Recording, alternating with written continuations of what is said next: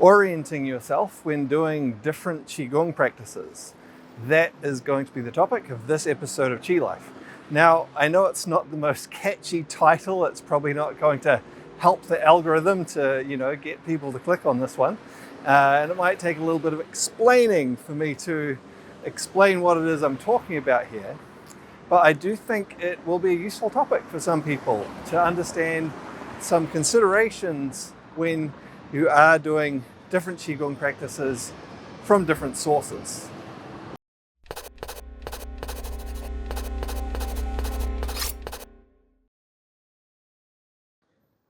So I'm in Krakow in Poland today, and it's actually how I felt when I first arrived here just a couple of days ago that made me think about this topic. So bear with me, I'm going to explain about a few things to do with traveling and arriving in different countries and different cultures, because I think it's a really good analogy on many levels for what can happen when we do Qigong practices from different sources. Now, different sources sometimes meaning completely different schools or practices with different intentions, or even the same practice taught by different people. So anyway, I'm going to tie it all into that later on, but I'm going to start with a few things just about arriving in different countries and cultures and so on. So I've been traveling for a few months now this year. Those of you who've been following the vlog know I used to travel a lot years ago, teaching Qigong in different places in the world, and then I really didn't for quite a few years with the pandemic and all the things around that. But finally, I'm out traveling again this year, teaching Qigong, not just doing that. There's a few other things I'm doing. I have a few other priorities and objectives with my travel at the moment as well. And I'm visiting quite a few different places as part of this.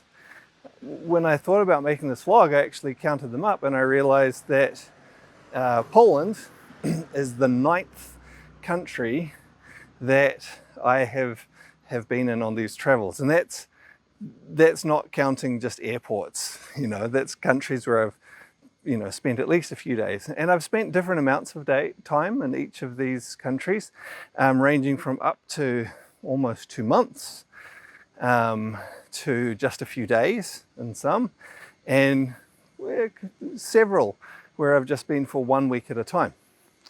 And these countries have been quite different from each other. Some of them have had similarities, but every one of these 9 countries has had a different language, a different currency, and then getting into other things, even within countries that you might think are culturally similar, there's lots of other things that are often different. Different things about how their systems work, maybe what to expect inside a grocery store, how their public transport works, all these sorts of things. And when you first arrive in a new country that you haven't been to before, you've got to figure all this out just to be able to function. And when I arrived here a couple of days ago, when you do this, when you're just doing a little bit of this, turning up in a different culture, different country, this can all be quite exciting and new and interesting, having to deal with all these different things. But when you're doing it over and over and over again, I realized just how much energy it takes. It's like, okay, new place, and just got to figure all these little things out just to be able to function while you're there. And I thought, there really is a good comparison between this and doing different Qigong practices from different sources. So if you've been around doing Qigong for a while, I suppose it depends where you have learnt Qigong from, but you may have come across some teachers who have a very, very strong view that you should only ever do one type of Qigong from one teacher. And they can be very strict about this. You know, if you want to explore some practices from another source, or you know, or even just try them, they'll stop teaching you. Ooh, bit of shadow. Maybe we'll stop for a moment here.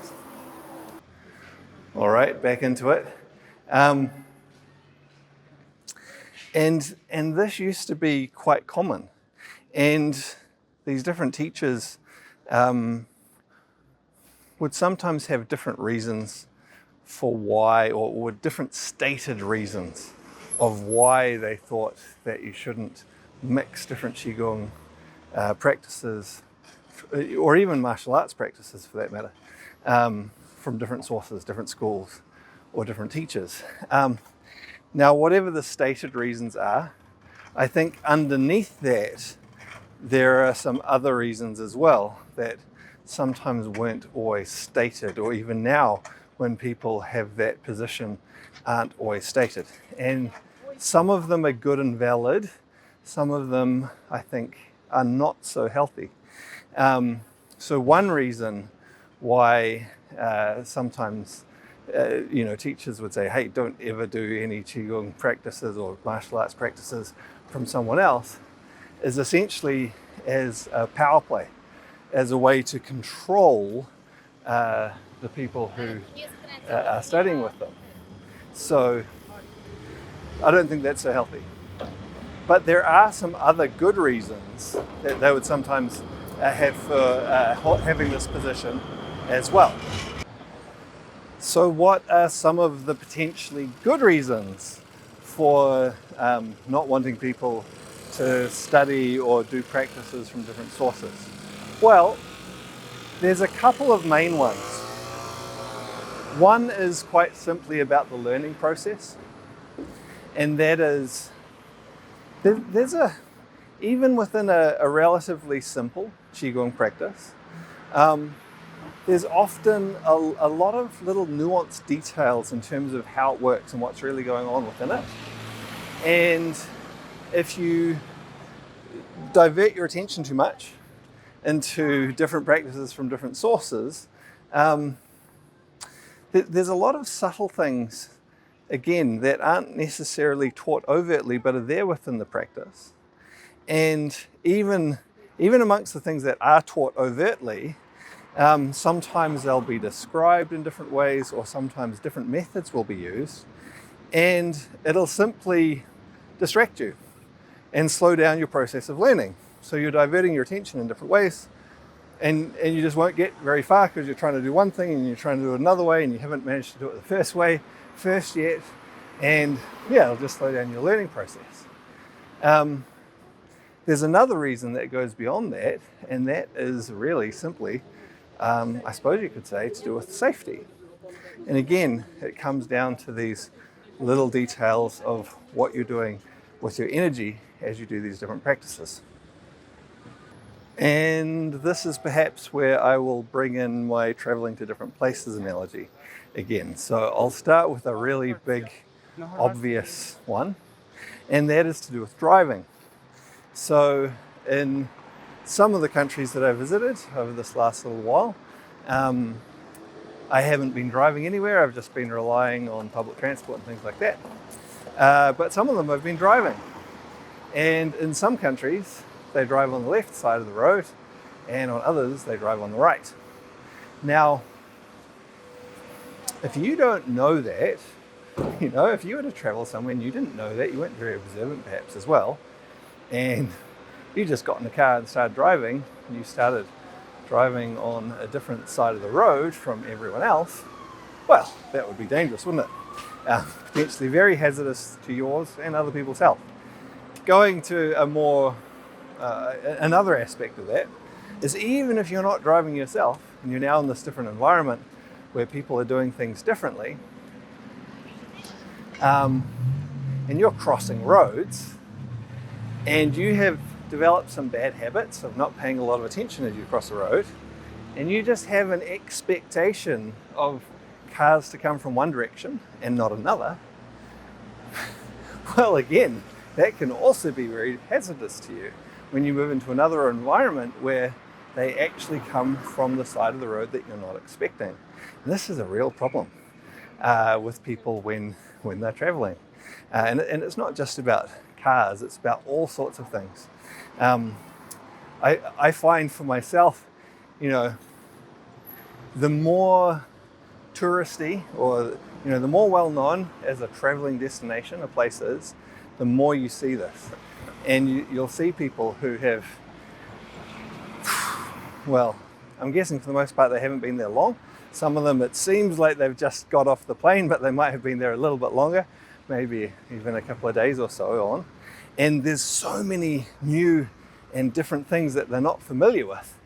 And they've lost so many, and again, they can be small things like what side of the street the cars drive on, things like that. Things that they're used to that aren't there, normal cues for them, that they get really confused about where they are in space, and they lose a lot of their spatial awareness, and they kind of stand in just like the complete wrong place on a street and are just blocking everyone else and looking in the wrong direction for things, and even stepping out in front of cars. And I've seen that a number of times. Fortunately, I haven't seen anyone actually get hit, but I've seen a number of times someone who's clearly, relatively recently arrived somewhere, stepping out, looking the wrong way, car coming from the other direction, and fortunately far enough away that they didn't get hit. But that happens a lot. So for a practice like Qigong, where there's lots of little subtle details about what we're doing and how and why we're doing things, that can be, if you're used to doing things one way, and then you come to another practice where inherently things are done in a somewhat different way within that practice, again, this is where I think it's important to appreciate that energy work is real work. It's a saying I use quite often because I think it's apt, I think it's true, and it's a little short way to help remind us of some things. That one, there's some real exertion involved in energy work, and two, that energy is real. When we work with our energy in different ways, move it in different ways, it does have a real effect. And so if working with our energy in one particular way is healthy and beneficial for us, it stands to reason that when we work with energy in another different way, that may not be healthy for us. If something can heal, it can also harm. This is sort of axiomatically true. If it's having an effect, that effect potentially can be good or bad, right? It's not just a world of fantasy where nothing bad can happen. No, it can. Now, fortunately, Qigong for the most part is very, very safe and gentle in most practices. Some are strong and strenuous, but most practices that most people are going to be exposed to early on in their Qigong practice are quite gentle, and the risk of harm overall is quite low. However, if you're familiar with doing things one way and then you try to mix that where there's some things fundamentally done in a different way, are you likely to do yourself a huge amount of harm? No. Could you maybe do a small amount of harm? Yeah, potentially. A lot of this comes down to how well you're actually able to move and work with your energy in the first place, or to what degree you've developed that. Because if you haven't really developed that, anything you do is going to have less effect, and so doing something the right way is going to have less effect, and doing something the wrong way is going to have less effect. And so there is kind of, in large part for most people, a sort of a built-in safety mechanism that while you're just getting started, if you make some mistakes, they're less likely to do you any harm or any major harm, because you're just not directing the energy that strongly. Later on, once you've developed more skill, well, hopefully at the same time you've also developed more awareness and more knowledge, and that's going to let you know pretty quickly if you start to do something wrong, and you're going to avoid harm that way. Look at this. Good example, checking both ways. Maybe not a good example talking to the camera as I cross the road, but it's okay. I can check both ways well enough.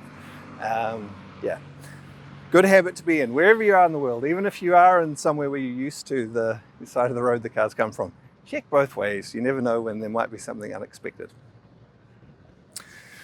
All right, so in terms of different styles of teaching Qigong practices, this is also going to affect how likely it is to be problematic in doing practices from different sources, or combining them together, or doing them too soon after each other, or whatever it might be. There's much more likely to be an issue when practices are of the type that are, and I'm going to use quote marks here, the word is accurate, but the quote marks are just because it's one way of describing it, and it depends what you mean by describing it this way. So there's more likely to be a challenge in practices that are transmitted. People talk about transmission of a practice. Now, what does transmission mean? It can mean lots of things. I mean, transmission can mean talking and explaining, right? That's transmitting a practice. But often in Qigong and related arts, it refers to something else, and it's kind of like receiving it directly. It's being transmitted, and some people have a very mystical take on this as to what they think that transmission means. I think a practical way of understanding this is that in this type of transmitted practice, sometimes it is literally some energy being transmitted and that affecting how things function within you. More commonly, what it's referring to is all the little subtle nuances of what goes on in your body with your energy, things like your nerve activation and your how different hormones get activated and postures change and muscle tensions change. These being passed on not by telling you what's happening and describing the process and having you intellectually understand it and then copy and do and notice what you're doing, but more from kind of picked up kind of by osmosis, essentially by copying the other person. And you might just be copying the external movements, but at the same time you're picking up all these subtle details, and you don't realize you're picking them up, but you're picking up a particular way of making subtle changes within your body and energy. And so this is transmitting that practice. Now, the reason why these are more likely to have trouble with mixing practices from different sources is that well, to begin with, it generally takes time to pick up all these little subtleties and details, and then because you're not conscious that you've picked them up, they become an ingrained habit that you're not aware of, and so you don't even know that you're doing it. And then you go to do something else, and you carry that same habit with you into doing something else where that other person might have some other different subtleties that you haven't picked up yet, and you're not a blank canvas anymore because it was only transmitted to you. You don't realize that you need to approach this fully fresh, and to be able to take something new and to maybe set aside what you have been doing or the patterns that you've got to be able to take in some different ways of doing things from someone else, from another source. On the other hand, for practices or where the style of teaching has been very much explaining why you're doing different things, so why you do this, why you do this, why you do this, what the principles are involved are. I think the chance of there being issues within trying another practice are much less because you have much more conscious awareness of what you're doing. Now, even within that, there are often subtle little details that aren't explained fully because they can't. There's too many details, to explain everything in every detail. But yeah, there's less chance of getting different things confused amongst different practices. So and I think there's other benefits anyway to just understanding what you're doing rather than simply picking it up. It allows you to filter for yourself and choose which principles you feel are most relevant, most important to you, and just have a richer understanding of what you're doing, and you're able to adapt your practices better and things like that as well. So a final part of this topic if there is this, even if it's a small risk of potential harm and mixing different practices together, or at the very least of being distracted and not being able to go as deep and fully understand our Qigong practice by doing practices from different sources, why then would we want to do it? And is that a good idea or a bad idea? I think the analogy of travel fits pretty well here again. There was a time many, many years ago where people were scared to even leave their local village, or it was common to just stay in a very small geographic area. And so all they really knew was what was produced in the village, what foods were available, the culture, the customs there. And maybe, every now and then they would have, strangers, foreigners would come in from, maybe just another village nearby, or from a city, or maybe from further afield. They would bring some strange and exotic things to them. Little by little, it became necessary for us to travel further, than just our nearby village. But still, maybe some people lived most of their lives just in one city or one region, and again, were very familiar with those customs, those foods, and so on. And I don't think there's necessarily anything wrong with that, if that's how someone wants to live.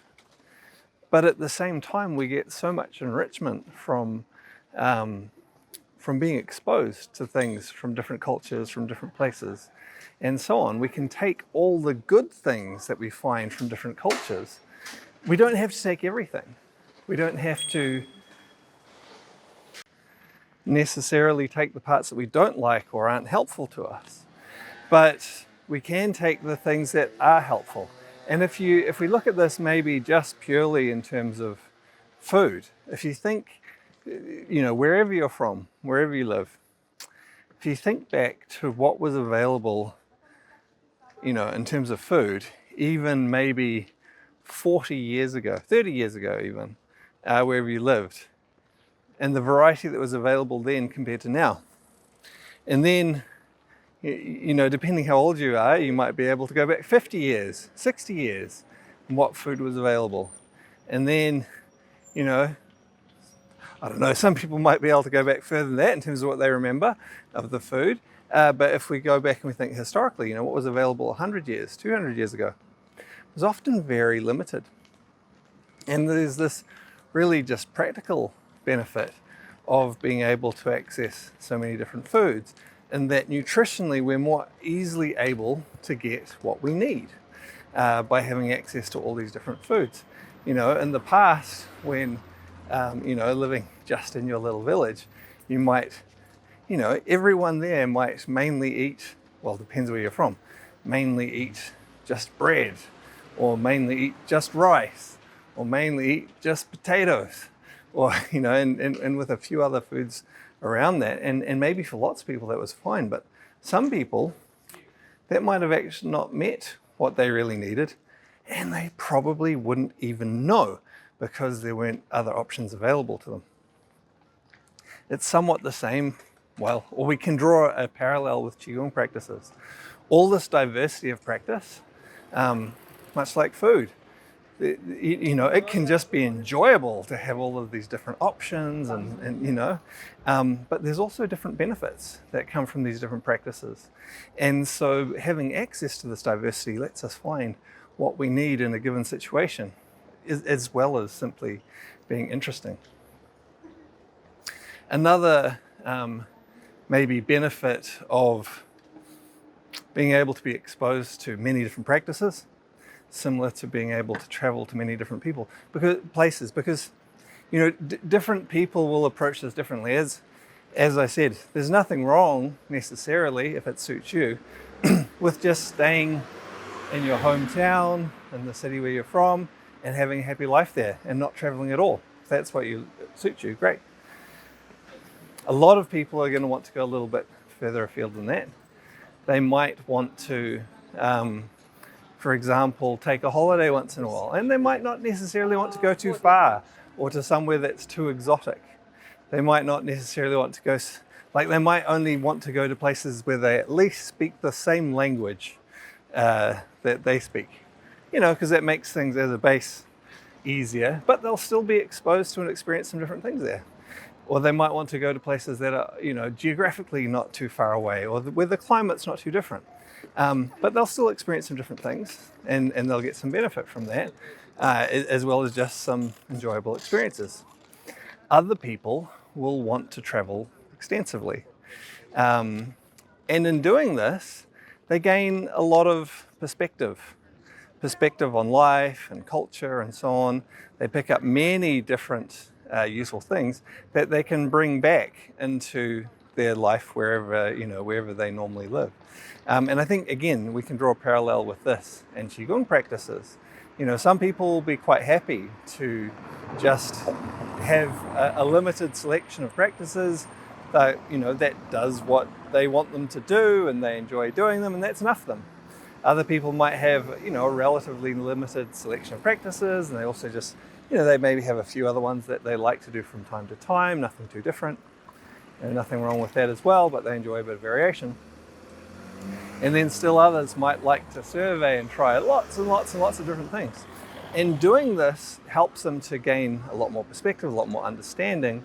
And I guess as part of that, an ability to really figure out what the true principles behind the practices are.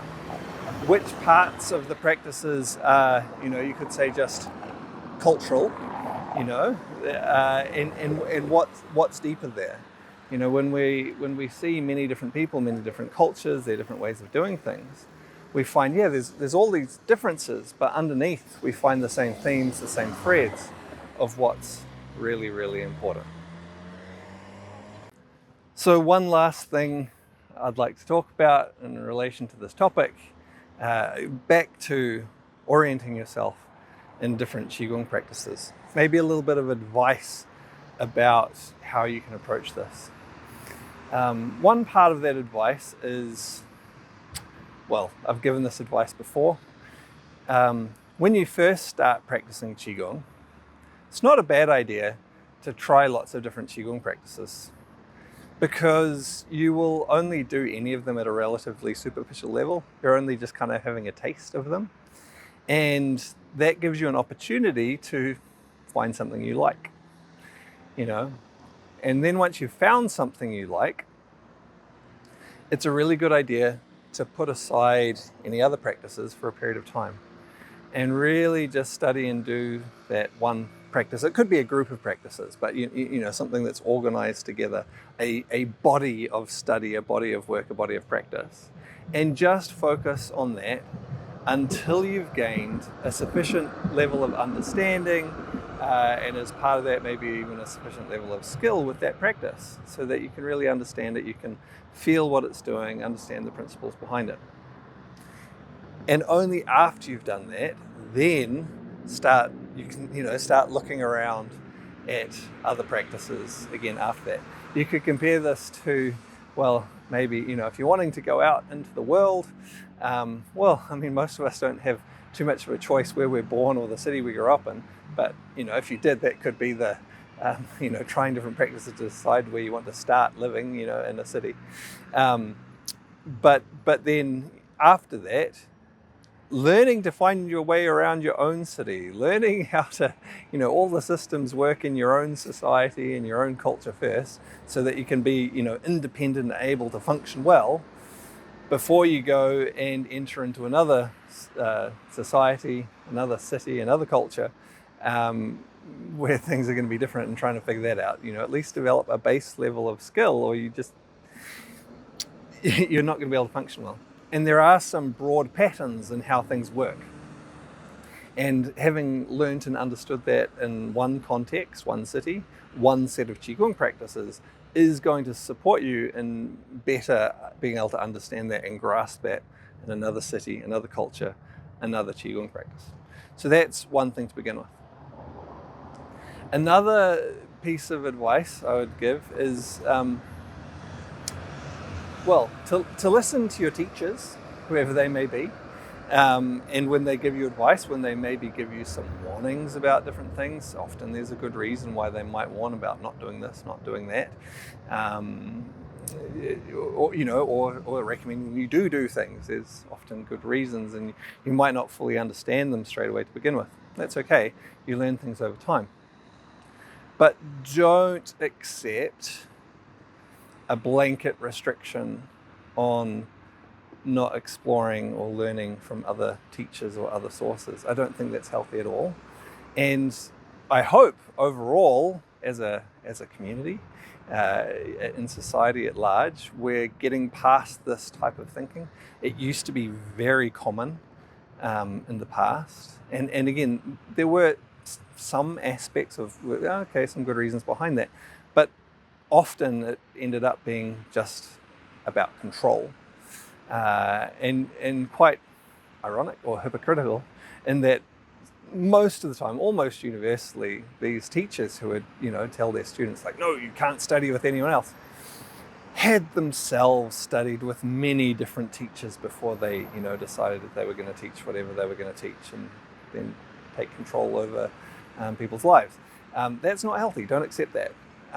Again, I hope we're moving past this, and many teachers don't have that attitude anymore. Overall, we're in a much more open society where information is shared more freely. But I still do see that cropping up from time to time. People, teachers wanting to have undue influence over people's lives. And yeah, that's not healthy at all. So don't accept that. Do listen to the practical, the good, and even listen, maybe in terms of not working with other practices for a period of time, but don't let that creep into controlling your life. And then one more piece of advice, when approaching different Qigong practices, accept that there is going to be a period of reorienting. There may be some aspects of that practice that are doing some things in very different ways from how you're used to, or maybe in relatively subtle ways.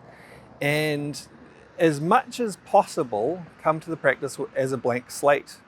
Now, that doesn't mean you have to throw out all of your knowledge and things like that, but be prepared to learn and experience some things that are new and that maybe are different from what you expect.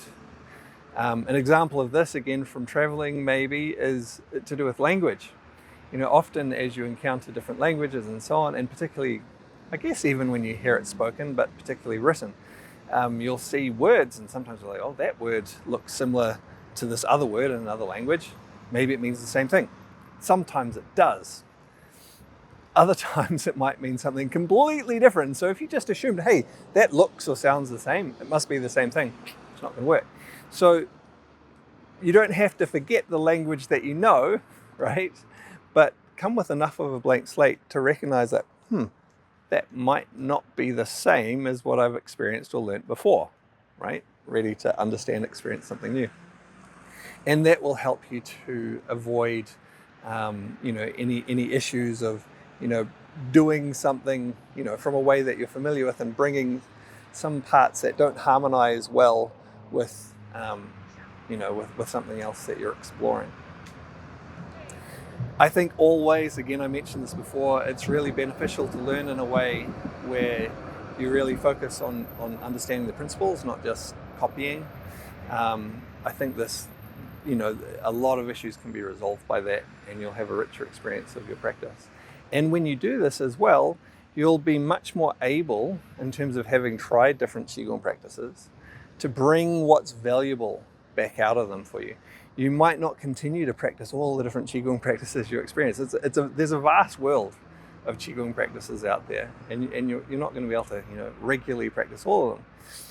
You might pick a few that are your favorites you practice regularly, but even amongst the ones that you don't necessarily continue to practice, having tried them, there might be some little valuable nuggets of experience or perspective on different principles that you bring back from them. And really understanding principles is going to help you to do that and enrich your practice overall. Not just doing that practice, it's going to enrich all of your practices as your understanding of Qigong as a whole becomes richer and becomes broader. All right, a bit of a long rambling one. I was earlier today, I was walking around and looking for somewhere nice and quiet and where I could record this vlog, and I just didn't find anywhere. It's just people walking around everywhere, and cars and trams and things like that. And so I thought, well, I'll do one just walking around. So hopefully that hasn't been too disjointed. Hopefully the sound is going to come through okay, things like that. If you've enjoyed this vlog,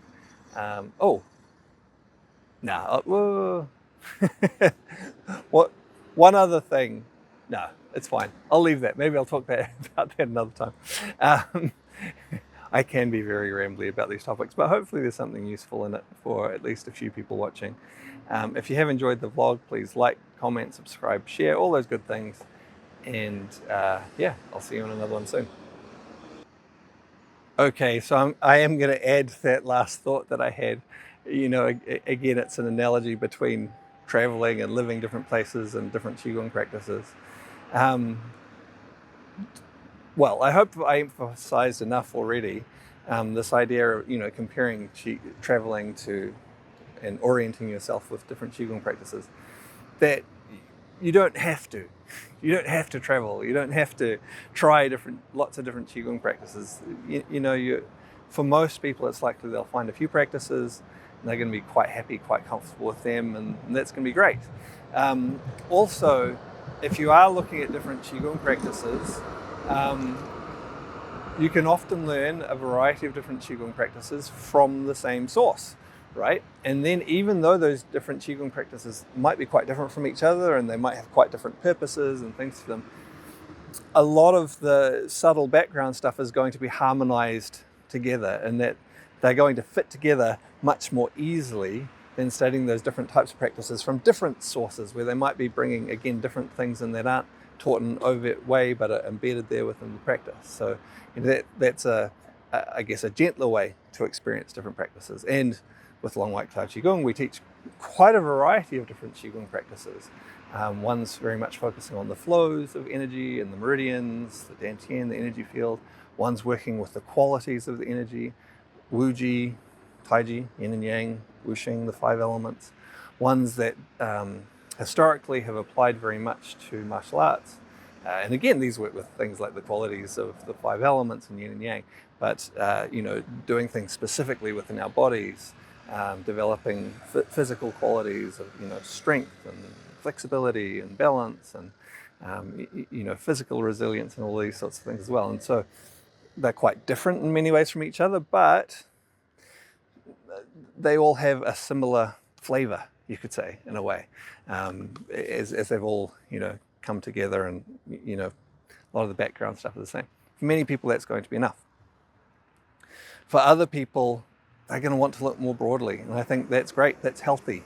Again, not while they're in the middle of just learning something new, that will distract and confuse them often. But once they've learned something well, great, go explore something else.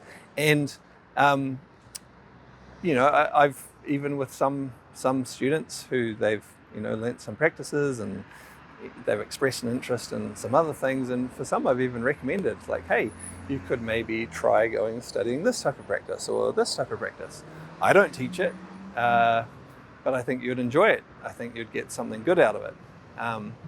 Because no school and no person is going to be able to teach you absolutely everything about Qigong. It's kind of like going to a restaurant, Some restaurants will only have a very limited menu, and sometimes whatever's on that menu they do really, really well. And so it's worth going there for those specific things. Other times they may not do that thing really, really well, depending on the quality of the restaurant. Other restaurants have a broad menu. Again, some part might be good or bad, but anyway, they have a broad menu, and you can get lots of different things there, and great, that's awesome. But they're never going to be able to cook you absolutely anything, serve you absolutely anything. So sometimes you might want to go to a different restaurant. Or again, you might want to live in one country, live in one school, one type of Qigong practice most of the time. But you might want to go on holiday once in a while, be a tourist, visit somewhere else, spend some time experiencing another culture somewhere. Great, that's healthy. And then you might decide, hey, back to my home back to the practices I'm most familiar with, great. Some people, you know, when they go traveling and visiting different places, actually decide, hey, I actually want to live here longer term. And so they might start with one school that they're familiar with, right? One school of Qigong, and get a lot of benefit out of that.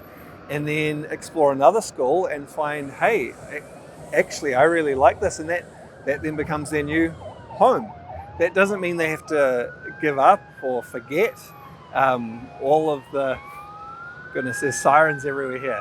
I'm going to pause for a moment. Okay, hopefully there's enough of a pause in the sirens now. Yeah, that doesn't mean they have to give up, you know, the practice they learnt before or the ones they enjoy, but they're like, you know what, I like these ones, these become my main ones, and they draw on their knowledge from what they learnt previously as well. I know, like I said, I've recommended some of the Long White Cloud students to go study with different teachers or different practices when that has been suitable. And I know certainly that some people come from, you know, having a base of learning Qigong practices through another school, through another teacher, and they come maybe as tourists to Long White Cloud Qigong to learn some of the practices that we teach, and maybe to integrate some of them into what they already know, or however they choose to develop that. I think all of that is really, really healthy. It develops well-rounded people who understand Qigong as a whole better, and that's kind of like, well, people who've traveled, who have a better appreciation of different cultures, and yeah, I think it's healthy. You know, not everyone has to do it, but it's healthy. It creates this mutual understanding, between different people, different ways of doing things. All right, that was what I wanted to add. This is the real end now. I look forward to seeing you on another one soon.